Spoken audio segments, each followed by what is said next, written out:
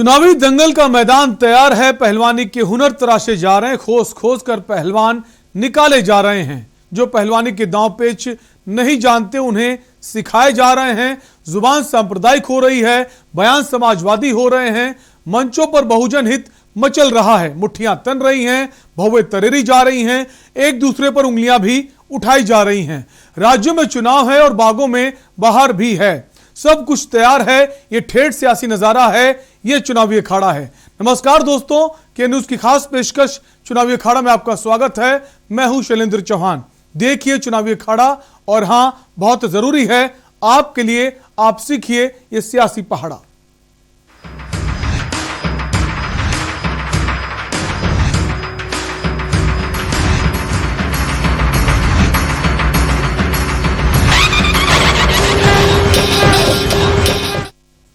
चुनाव से पहले यूपी में दल बदल का खेल शुरू हो चुका है। अब तक 1.5 दर्जन से ज्यादा नेता सपा में शामिल हो चुके हैं। हर पार्टी अपना खेमा मजबूत करने में जुटी है और ऐसे में नेता भी अपने लिए बेहतर मौका खोज रहे हैं।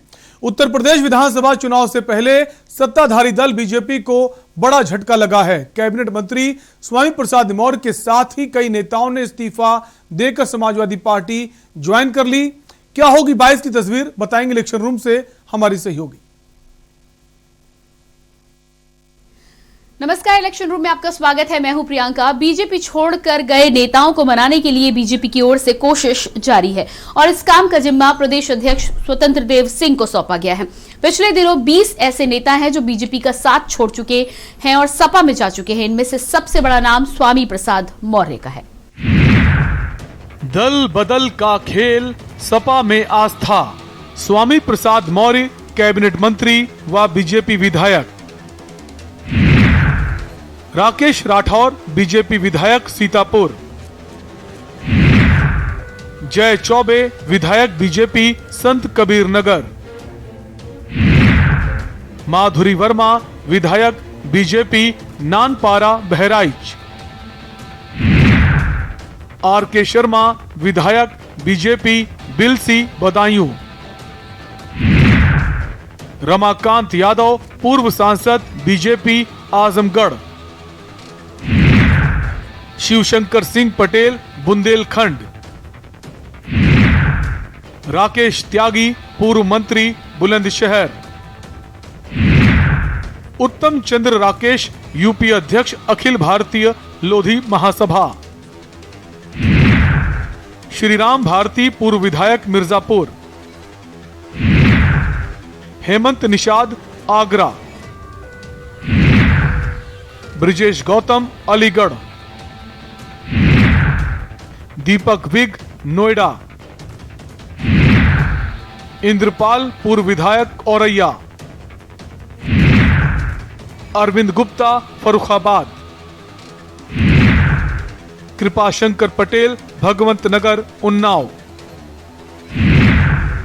राहुल लोधी रायबरेली। एच.एन. पटेल मऊ। त्र्यंबक पाठक बस्ती। हरिओम उपाध्याय बुंदेलखंड। इन नेताओं के अलावा बीजेपी विधायक ब्रिजेश प्रजापति और शाहजहांपुर के तिलहर से विधायक रोशन लाल ने भी सत्ताधारी दल का साथ छोड़ दिया है।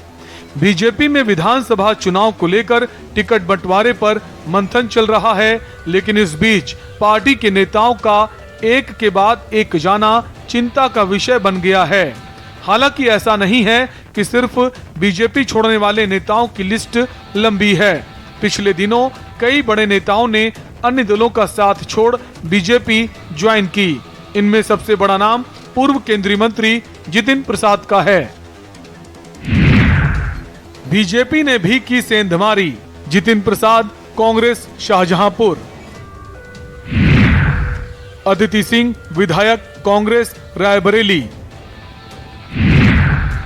वंदना सिंह विधायक बीएसपी आजमगढ़। सुभाष पासी विधायक SP Ghazipur. Shatrughan Prakash MLC Sapa. Ajit Balyan BSP Aligarh. Narendra Bhati Sapa MLC Noida,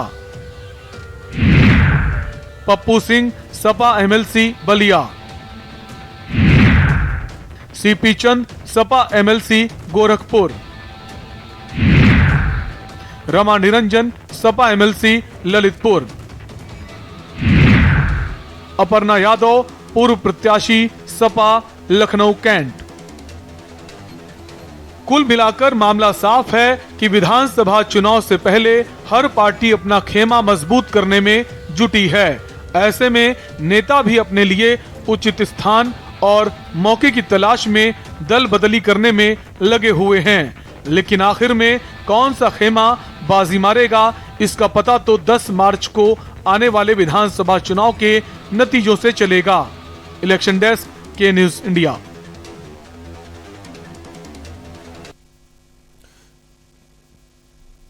चुनावी अखाड़ा में वक्त एक ब्रेक का है, जल्द लौटेंगे, आप बने रहिए हमारे साथ। आप देख रहे हैं के न्यूज, खबरों का सारथी।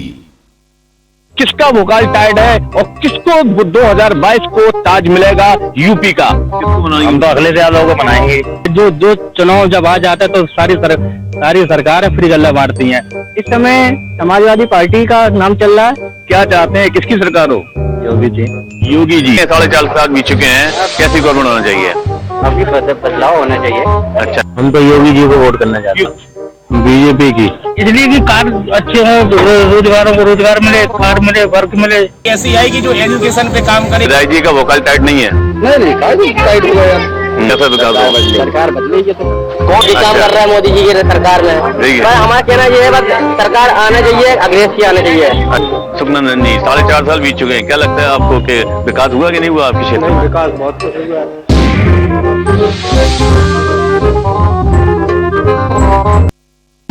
ये दिल है कि चख रहा है उन्हीं अल्फाजों का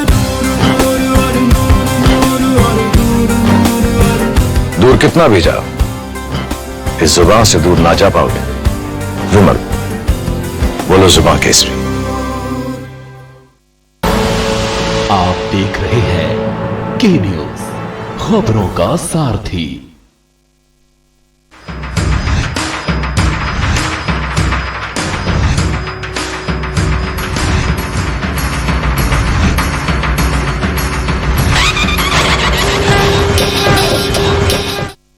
ब्रेक के बाद एक बार फिर आपका स्वागत है। आप देख रहे हैं चुनावी अखाड़ा।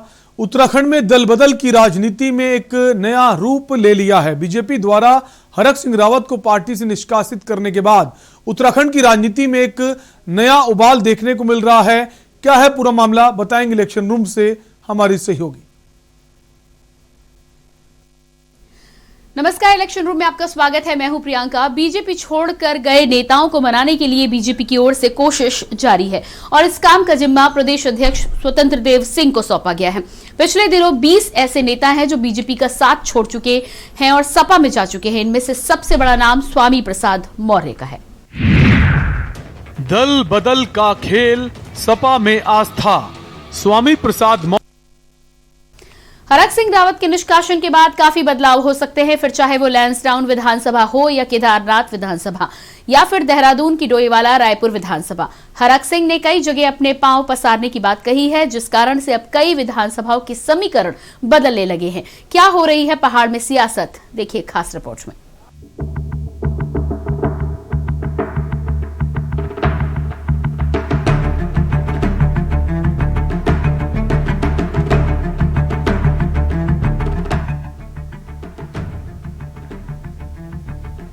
अभी तक ये तय नहीं हो पाया है कि क्या हरक सिंह की कांग्रेस में वापसी होगी, क्या हरीश रावत इसकी इजाजत देंगे।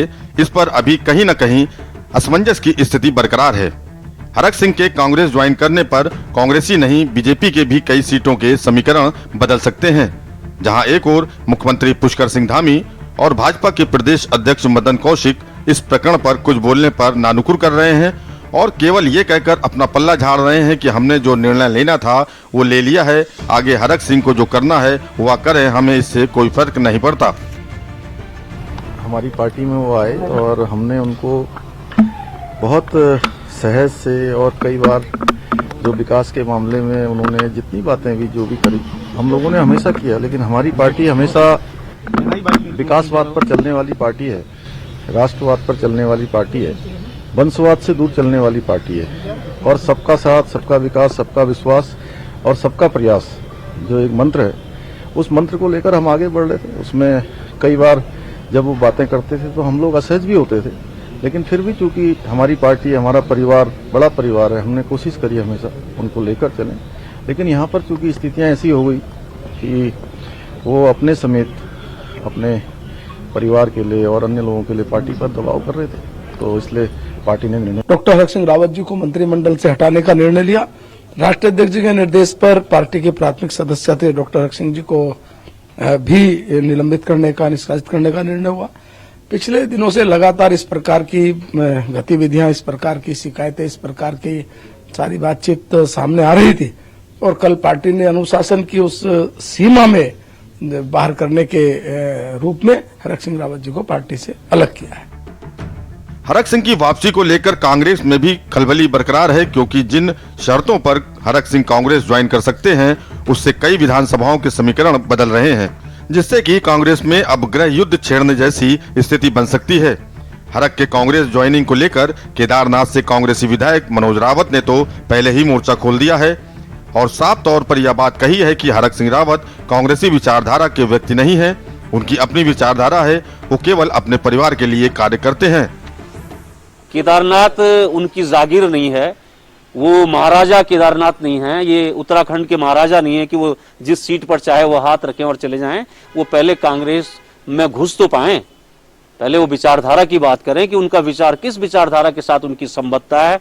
हर दिन उनकी विचारधारा बदल जाती है, वो अपनी संबद्धता बताएं, अपने किस विचारधारा के साथ वो संबद्ध रखते हैं, तब जाकर के वो केदारनाथ की बात करें। और किसी भी दल से मेरा खुला उनको चुनौती है कि वो अपना विकास का मॉडल लेकर के आए, वो बताएं कि उत्तराखंड में एक भी युवा जिसको उन्होंने स्थिर किया हो, उनके लिए विकास का मतलब अपने परिवार का और उनके नजदीकी कुछ परिवार है उनका विकास करना है, उसके अलावा पूरा उत्तराखंड भाड़ में जाए, उन्हें उससे कोई मतलब नहीं रहता है।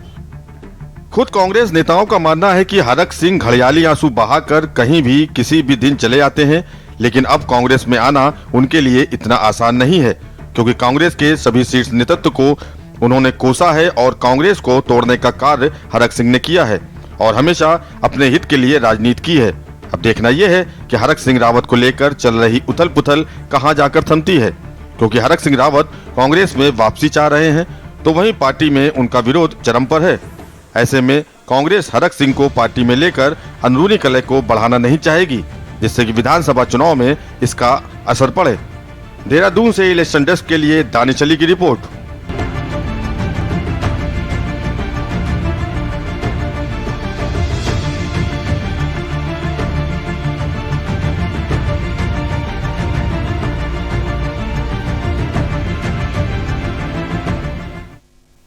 और चुनावी अखाड़ा में वक्त एक ब्रेक का है, आप बने रहिए हमारे साथ। आप देख रहे हैं के न्यूज, खबरों का सारथी। किसका वोकल टाइड है और किसको 2022 को ताज मिलेगा यूपी का? हम तो अगले ज्यादा को बनाएंगे। जो चुनाव जब आ जाता है तो सारी सरकार फ्री गल्ला बांटती है। इस समय समाजवादी पार्टी का नाम चल रहा है। क्या चाहते हैं, किसकी सरकार हो? योगी जी। 4.5 साल बीत चुके हैं, कैसी गवर्नमेंट होना चाहिए? अभी बदलाव होना चाहिए। अच्छा, हम तो योगी जी को वोट करना चाहते हैं, बीजेपी की, इसलिए कि कार्य अच्छे हो, रोजगारों को रोजगार मिले, कार मिले, वर्क मिले। ऐसी आएगी जो एजुकेशन पे काम करे। राय जी का वोकल टाइट नहीं है। नहीं टाइट हुआ यार। कैसा विकास होगा? सरकार बदलेगी तो कौन जी काम कर रहा है मोदी जी की सरकार में? हमारा कहना ये है, बस सरकार आना चाहिए, अग्रेसर आना चाहिए। सुखना नहीं, 4.5 साल बीत चुके हैं, क्या लगता है आपको कि विकास हुआ कि नहीं हुआ आपके क्षेत्र में? विकास बहुत हुआ।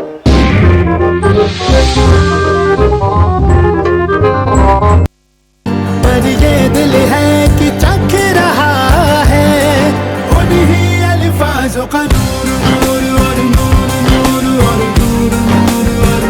दूर कितना भी जाओ, इस जुबान से दूर ना जा पाओगे। विमल, बोलो जुबान केसरी। आप देख रहे हैं के न्यूज, खबरों का सारथी। ब्रेक के बाद एक बार फिर आपका स्वागत है। आप देख रहे हैं हमारा खास कार्यक्रम चुनावी अखाड़ा। यूपी विधानसभा चुनावों की तारीखों के ऐलान के बाद से ही सुबह में दल बदल और वार पलटवार का दौर जारी है। सीधे तौर पर देखा जाए तो यूपी में असली टक्कर बीजेपी और सपा के बीच है। बीते दिनों जब योगी कैबिनेट के मंत्री स्वामी प्रसाद मौर्य सहित पार्टी के तमाम बड़े चेहरों ने बीजेपी का साथ छोड़कर सपा की सदस्यता ग्रहण की तो लगा कि आगामी चुनावों में बीजेपी की मुश्किलें बढ़ सकती हैं। लेकिन यूपी की सियासत में ऐसा दांव पलटा कि सपा में ही फूट की आहट सुनाई देने लगी। मुलायम सिंह यादव की छोटी बहू अपर्णा यादव बीजेपी में शामिल हो गई। इससे यूपी की सियासत का पारा और भी चढ़ गया है। ये रिपोर्ट देखिए।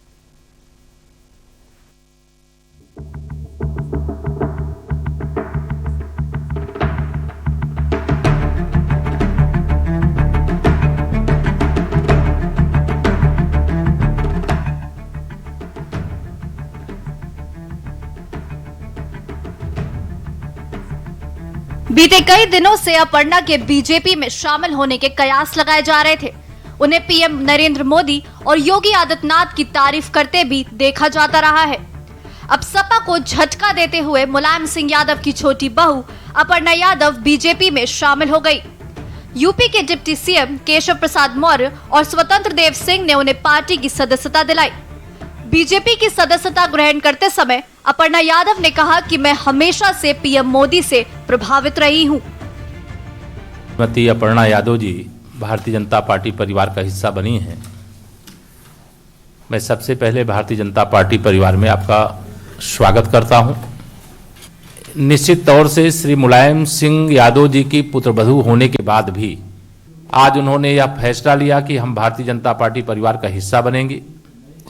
माननीय प्रधानमंत्री श्री नरेंद्र मोदी जी के नेतृत्व में जो देश और प्रदेश का विकास हो रहा है, आदरणीय योगी आदित्यनाथ जी के नेतृत्व में जो हम लोगों ने उत्तर प्रदेश को विकास के एक नए कीर्तिमान की ओर ले जाने में सफलता अर्जित की है, यह सारे विषयों को ध्यान में रख करके शामिल होने वालों की एक बहुत बड़ी श्रृंखला है। उसी के क्रम में आज अपर्णा जी आई हैं। मैं उनका स्वागत करते हुए यह भी कहना चाहूँगा कि उत्तर प्रदेश के पूर्व मुख्यमंत्री और समाजवादी पार्टी के वर्तमान अध्यक्ष श्री अखिलेश यादव जी अपने परिवार में ही सफल नहीं हैं और प्रदेश के मुख्यमंत्री के रूप में भी असफल रहे हैं। आदरणीय मुख्यमंत्री उत्तर प्रदेश श्री योगी जी का बहुत बहुत धन्यवाद करती हूँ और हम सबके प्रदेश अध्यक्ष जी स्वतंत्र देव जी, हमारे डिप्टी चीफ मिनिस्टर केशव राय मौर्य जी, श्री अनिल बलूनी जी, मैं बहुत बहुत धन्यवाद देती हूँ यहाँ पे मंचासीन सभी लोगों का कि आपने मुझे भारतीय जनता पार्टी का मेंबर बनने का एक सुअवसर दिया। मैं जैसा कि सभी जानते ही हैं, मैं हमेशा से प्रभावित रहती थी आदरणीय प्रधानमंत्री जी से और मेरे चिंतन में हमेशा राष्ट्र सबसे पहले है। मुझे लगता है कि राष्ट्र का धर्म मेरे लिए सबसे ज़्यादा ज़रूरी है और मैं बस यही बोलना चाहती हूँ कि अब मैं राष्ट्र की आराधना करने निकली हूँ। इसलिए आप सभी लोगों का सहयोग भी बहुत अनिवार्य है और मैं बहुत बहुत हमेशा से प्रभावित रहती हूँ जिस प्रकार की कार्यशैली है, चाहे वो स्वच्छ भारत मिशन हो, चाहे वो महिलाओं के लिए स्वावलंबी जीवन हो, चाहे वो रोजगार हो। मैं हमेशा से भारतीय जनता पार्टी की स्कीम से हमेशा से बहुत बहुत प्रभावित रहती हूँ। अपर्णा यादव मुलायम सिंह की दूसरी पत्नी साधना गुप्ता के बेटे प्रतीक यादव की पत्नी है। अपर्णा और प्रतीक की शादी दिसंबर 2011 में मुलायम सिंह यादव के पैतृक गांव सैफई में हुई। अपर्णा ने ब्रिटेन की मैनचेस्टर यूनिवर्सिटी से इंटरनेशनल रिलेशन एंड पॉलिटिक्स में मास्टर डिग्री ली है। अपर्णा यादव 2017 के विधानसभा चुनाव में लखनऊ कैंट से सपा के टिकट पर चुनाव लड़ चुकी हैं। हालांकि उन्हें भाजपा प्रत्याशी रीता बहुगुणा जोशी के हाथों करारी हार का सामना करना पड़ा था। अपर्णा यादव के बीजेपी में शामिल होने को सपा में बड़ी फूट के तौर पर देखा जा रहा है। तमाम दलों के साथ गठबंधन के सहारे चुनावी मैदान में उतरी सपा को बेशक बड़ा झटका लगा है। हालांकि अपर्णा यादव लखनऊ कैंट से ही चुनाव लड़ेंगी या फिर किसी और सीट से बीजेपी उन्हें टिकट देगी, इस बारे में तस्वीर अभी साफ नहीं है। लेकिन ये तो साफ है कि अपर्णा यादव के बीजेपी में शामिल होने से राजनीतिक सरगर्मियां और भी बढ़ती नजर आ रही हैं। और अब सवाल ये भी है कि क्या अपर्णा के आने से बीजेपी को मजबूती मिलेगी। इलेक्शन डेस्क, के न्यूज इंडिया।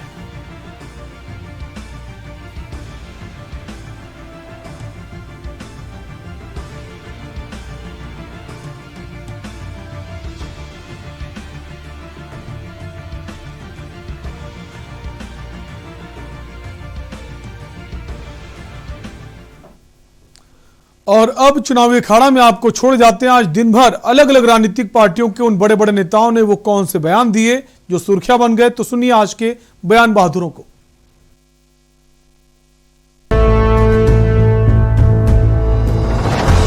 आज तक भंडारी चेहरे को सीएम नहीं बनाया, भंडारी समाज से किसी को सीएम नहीं बनाया, ये कह के कि भंडारी नहीं बन सकता, कैपेबल नहीं है।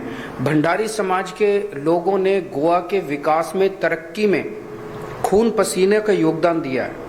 भंडारी समाज के लोग इंजीनियर हैं, डॉक्टर हैं, पायलट्स हैं। कौन सा ऐसा तबका है जहां पे वो नहीं है, जिसमें उन्होंने गोवा की तरक्की में हिस्सा नहीं लिया?